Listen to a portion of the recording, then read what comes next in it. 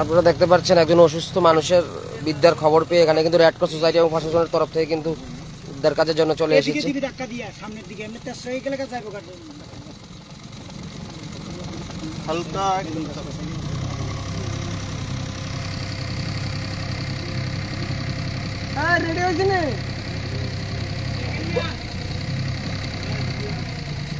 अरे गाड़ी ना तो देखिए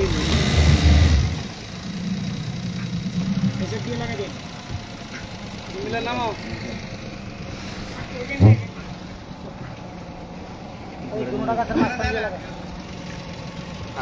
দেখতে পাচ্ছেন রেড ক্রস সোসাইটির সদস্যরা কিন্তু নিজের জীবন বাজি রেখে কিন্তু তারা কাজ করে যাচ্ছে। একজন বয়স্ক মহিলার অসুস্থ খবর পেয়ে কিন্তু তারা এখানে চলে এসেছে।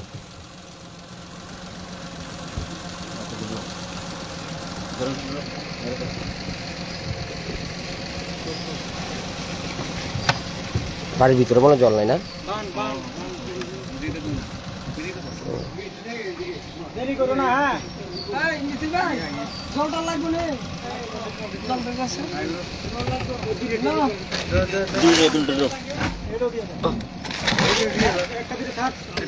এক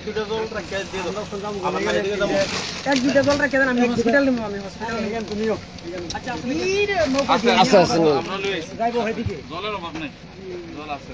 তোমার এটা কি তোমার বাড়ি ভাই?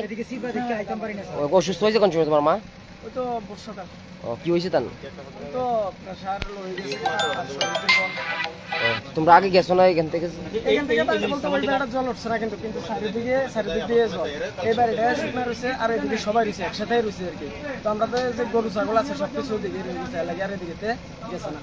এখন খবর পাই তারা উদ্ধার করতে হয়েছে না? কেমন সহযোগিতা করছে প্রশাসন? তো আইসে কালকে বিকেল আইসে দিয়ে গেছে, খাওয়া দিয়ে গেছে, মুড়ি চিরা বিস্কিট জল সব দিয়ে গেছে। যখন লাগে দর্শক বন্ধুরা এখানে কিন্তু একজন অসুস্থ মহিলাকে নিয়ে আসা হচ্ছে। সেই চিত্র কিন্তু আপনাদের দেখাচ্ছে।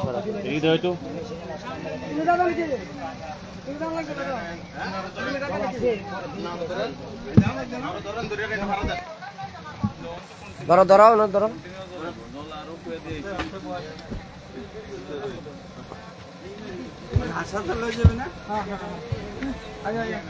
না করে মাঝখানে বইবা হাসপাতাল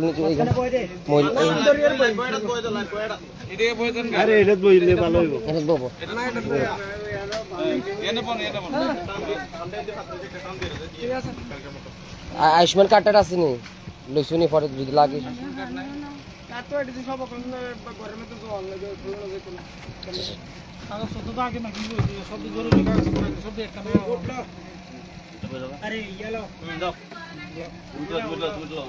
আপনারা দেখতে পাচ্ছেন একজন অসুস্থ রোগীকে কিন্তু উদ্ধার করা হচ্ছে রেড ক্রস সোসাইটি এবং মহকুমার প্রশাসনের সহযোগিতা কিন্তু ওনাকে উদ্ধার করে নিয়ে যাওয়া হচ্ছে, হাসপাতালে নিয়ে যাওয়া হবে।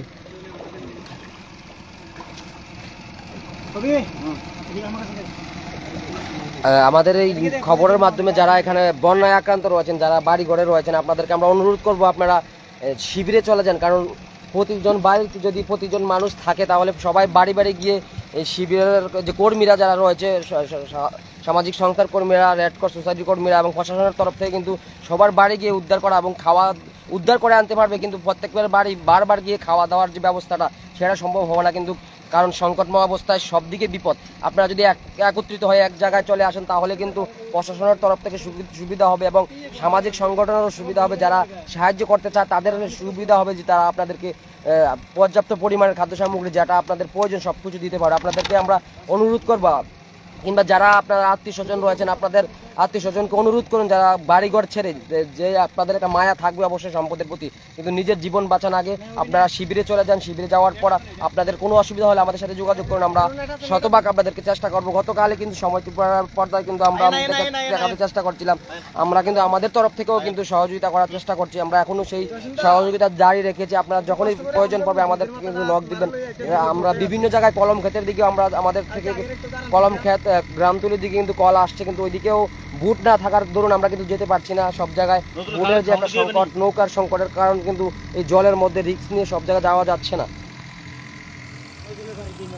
আপনারা দেখতে পাচ্ছেন আমরা কিন্তু একদম ঘুমতির তীরে অবস্থিত বেজিমারা গ্রামে রয়েছি। বেজিমারা গ্রামের যেই এখানে আমাদের জলের নিচে কিন্তু সম্পূর্ণ কৃষি ফল বন্যায় কিন্তু সব তলিয়ে গেছে।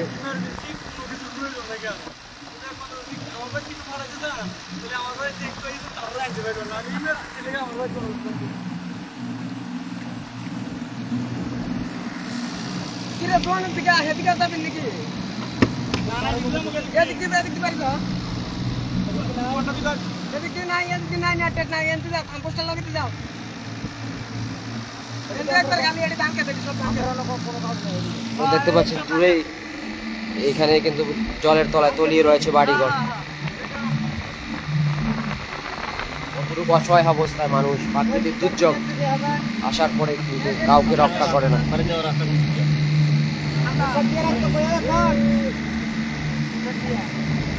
আপনার বয়সে আপনি এমন বন্যা দেখছেন নি? আর আপনি ছোটবেলায় একবার দেখছিলেন? এই এমন অবস্থা হয়েছিল তখন না আরো ভয়াবহ। সবার জনে জনে নৌকা ছিল। দীর্ঘ 30 বছর ধরে কোনো বন্যা না আসা কিন্তু কারো বাড়িতে আবার কিন্তু নৌকা নেই, যেটা সব থেকে বড় সংকট দেখা দিয়েছে। আপনারা দেখতে পাচ্ছেন এখানে কিন্তু সড়ক দিয়ে যাচ্ছে, অনেকে হেঁটে হেঁটে যাচ্ছে। এটা কিন্তু মূল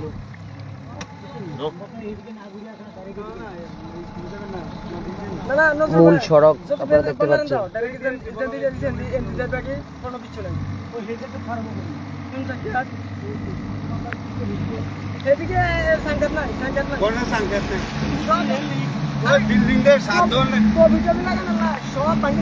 একটা গ্রাম, গোটা গ্রাম জলের তলায়, এটা কিন্তু ভাবা যায়।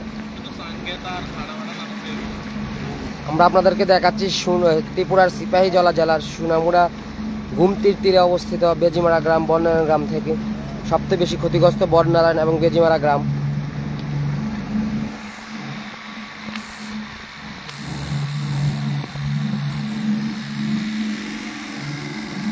দেখতে পাচ্ছেন রেড ক্রস সোসাইটির কর্মীরা কিন্তু দিন রাত পরিশ্রম করে কিন্তু মানুষের সেবা দিয়ে যাচ্ছে, যেটা তাদের কর্তব্যের বাইরে গিয়েও তারা অনেক কাজ করে যাচ্ছে। সামাজিক মানবিক দৃষ্টিকোণ থেকে তারা কিন্তু বিনা স্বার্থে কাজ করে যাচ্ছে, তাদের কোনো বেতন ভাতা নেই, তারপরও তারা কিন্তু কাজ করে যাচ্ছে। অনেকেই কাজ করতে আগ্রহী প্রকাশ করছে, কিন্তু নৌকা অথবা বোটের কারণে কিন্তু কাজ করতে পারছে না ঠিক মতো।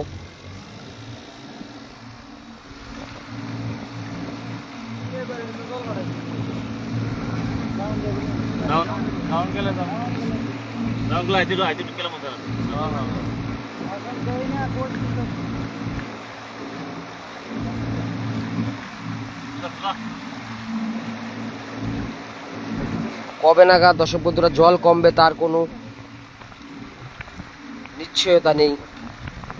এখনো অবধি জল যে পরিমাণে রয়েছিল সেই পরিমাণে আছে, জল কমার কোনো সম্ভাবনা দেখা যাচ্ছে না এখন অবধি।